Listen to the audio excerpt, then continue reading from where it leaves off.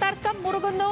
പട്ടിക്കാട് ജാമിയ നൂരിയ വാർഷിക സമ്മേളനത്തിൽ നിന്നും സമസ്തയിലെ ലീഗ് വിരുദ്ധരെ ഒഴിവാക്കി.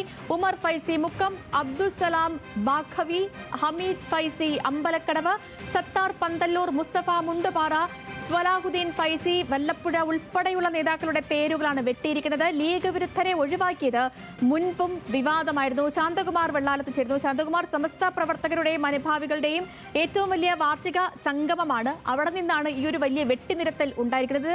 ഏത് തരത്തിൽ ഇനി സമസ്ത ലീഗ് പോരിനെ മറ്റൊരു തലത്തിലേക്ക് കൊണ്ടുവരും? ഭിന്നത രൂക്ഷമാവുകയല്ലേ?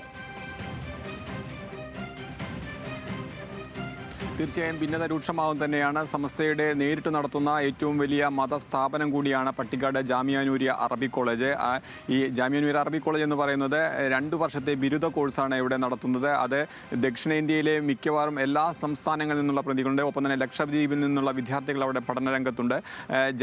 സമസ്തയുടെ പൂർണ്ണ നിയന്ത്രണത്തിലുള്ള ഒരു വിദ്യാഭ്യാസ സ്ഥാപനം തന്നെയാണ്. അതായത് ഖുറാനെ അടിസ്ഥാനമാക്കിയുള്ള ബിരുദവും ബിരുദാനന്തര ബിരുദവും എല്ലാം ഇവിടെ പഠന വിഷയമാണ്. അത്തരം കോഴ്സുകൾക്കാണ് പ്രാധാന്യം നൽകുന്നത്. അത് 60 വർഷത്തോളമായി ഇവിടെ പ്രവർത്തിക്കുന്നു. ആ 60ാമത്തെ സന്നദ്ധാന സമ്മേളനം, അതായത് ബിരുദ ദാന സമ്മേളനമാണ് നാളെ മുതൽ 5 ദിവസമായി പട്ടിക്കാട് നടക്കുന്നത്. ആ സമ്മേളനത്തിലാണ് പ്രധാനപ്പെട്ട സമസ്തയുടെ നേതാക്കളെ എല്ലാം ഒഴിവാക്കിയിട്ടുള്ള ഒരു നോട്ടീസ് തന്നെയാണ് ഇപ്പോൾ പുറത്ത് ഇറങ്ങിയിരിക്കുന്നത്.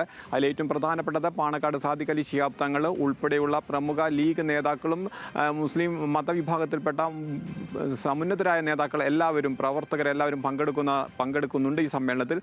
അപ്പോഴാണ് സമസ്തയിലെ ഭിന്നചേരിയായി നിൽക്കുന്ന ഉമർ ഫൈസി മുക്കത്തെ പോലുള്ള 5ഓളം പേരെ ഈ സമ്മേളനത്തിൽ നിന്നും പൂർണ്ണമായും ഒഴിവാക്കിയിട്ടുള്ളത്. ഇത് കഴിഞ്ഞ വർഷവും ഇത്തരം തുടർന്നിരുന്നു. അതിൽ നിന്നും വ്യത്യസ്തമായി ഇപ്പോൾ കൂടുതൽ പേരെ